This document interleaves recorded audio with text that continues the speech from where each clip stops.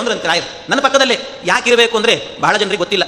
ನಾವು ಪ್ರದಕ್ಷಿಣೆ ಮಾಡುವಾಗ ರಾಯರಲ್ಲಿ ಮಂತ್ರಾಲಯದಲ್ಲಿ ರಾಯರ ಜೊತೆಗೇನೆ ವಾದೀಂದ್ರರಿಗೂ ಮಾಡ್ತೀವಿ. ನಾವು ಯಾಕೆ ಮಾಡ್ತೇವೆ ಅಂದ್ರೆ ರಾಯರು ಹೇಳಿದ್ದಾರಂತೆ, ಯಾರ್ಯಾರು ರಾಯರ ಸೇವೆ ಅಂತ ಮಾಡ್ಲಿಕ್ಕೆ ಹೋಗ್ತಾರೋ ಅವರೆಲ್ಲರ ಸೇವೆಯನ್ನ ಕೌಂಟ್ ಮಾಡ್ಕೊಳ್ಳೋದು, ಎಷ್ಟು ಪ್ರದಕ್ಷಿಣೆ ಮಾಡಿದ್ರು, ಎಷ್ಟು ನಮಸ್ಕಾರ ಹಾಕಿದ್ರು, ಇದನ್ನೆಲ್ಲ ನೋಡ್ಕೊಳ್ಳೋ ವ್ಯವಸ್ಥೆ ವಾದೀಂದ್ರ ತೀರ್ಥರದಂತೆ. ಅದನ್ನು ನೋಡ್ಕೊಳ್ತಾರಂತ ಅವ್ರು, ಯಾವಾಗಲೂ ನೋಡ್ತಿರ್ತಾರೆ. ಯಾರೋ ಒಬ್ರು ಸೇವೆ ಮಾಡಿದ್ರಂತೆ. ಹೀಗೆ ಅವರು ಸೇವೆಯನ್ನು ಮಾಡಿದಾಗ ಅವರು 11 ದಿವಸ ಸೇವೆ ಮಾಡಿದ್ರು. ಅವ್ರು ಏನೋ ಅಂದ್ಕೊಂಡಿದ್ರು ರಾಯರಲ್ಲಿ, ಅಂದ್ಕೊಂಡ್ರೆ ಅದು ಆಗಲೇ ಇಲ್ಲ, ಕೈ ಕೆಲಸವೇ ಕೂಡಲಿಲ್ಲ ಅಂತೆ, ಆಗಲಿಲ್ಲ, ಅಂದ್ಕೊಂಡಿದ್ದಾಗಲಿಲ್ಲ.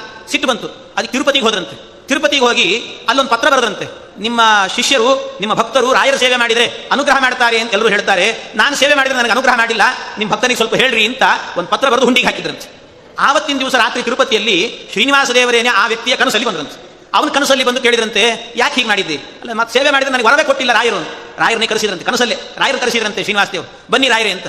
ರಾಯರು ಬಂದ್ರಂತೆ, ಯಾಕೆ ಇವನಿಗೆ ಅನುಗ್ರಹ ಮಾಡಿಲ್ಲ ನೀವು ಅಂತ ಕೇಳಿದ್ರಂತೆ. ಅದಕ್ಕೆ ಇಲ್ಲ ಸ್ವಾಮಿ, ನನಗೆ ಸೇವೆ ಮಾಡಿದ್ರೆ ಅನುಗ್ರಹ ಮಾಡ್ತೀನಿ ಅಂದ್ರಂತೆ. ಸೇವೆ ಮಾಡಿದಾನಲ್ಲ, ಅದಕ್ಕೆ ಇಲ್ಲ ಸ್ವಾಮಿ, ಸೇವೆ ಮಾಡಿದ್ರೆ ಲಿಸ್ಟಲ್ಲಿ ಬರೆದುಕೊಂಡಿರ್ತಾರೆ ವಾದೀಂದ್ರ ತೀರ್ಥರು, ಅವ್ರನ್ನ ಕರೀಬೇಕಾದ್ರೆ ವಾದೀಂದ್ರ ತೀರ್ಥರು ಬಂದ್ರಂತೆ. ವಾದೀಂದ್ರ ತೀರ್ಥರನ್ನು ಕೇಳಿದ್ರಂತೆ, ನೋಡಿ ಏನಾದರೂ ಸೇವೆ ಮಾಡಿದ್ದ, ನೀವು ಹೆಸರಿದೆಯಾ ನೋಡಿ ಅಂದ್ರಂತೆ. ಎಲ್ಲಿ ನೋಡಿದ್ರು ಕೂಡ ಆ ಪುಸ್ತಕದಲ್ಲಿ ಎಲ್ಲೂ ಅವನ ಹೆಸರೇ ಇರಲಿಲ್ಲ ಅಂತ, ಹೆಸರೇ ಇಲ್ಲ. ಅದಕ್ಕೆ ವಾದೀಂದ್ರ ತೀರ್ಥರಿಗೆ ಕೇಳಿದ್ರಂತೆ, ಸೇವೆ ಮಾಡಿದ್ದಾನೋ ಇಲ್ಲೋ? ಮಾಡಿದ್ದಾನೆ, ಹೌದು, ಮತ್ತೆ ಯಾಕೆ ಹೆಸರು ಬರಲಿಲ್ಲ ಅಂದ್ರೆ ಅದಕ್ಕೆ ಹೇಳಿದ್ರಂತೆ, ಎಲ್ಲಾ ಸೇವೆ ಆದ ನಂತರ ವಾದೀಂದ್ರ ತೀರ್ಥರಿಗೆ ಒಪ್ಪಿಸಿ ಹೋಗ್ಬೇಕಂತೆ, ಆ ಕೆಲಸ ಅವನು ಮಾಡಿಲ್ಲ ಅಂದ್ರಂತೆ.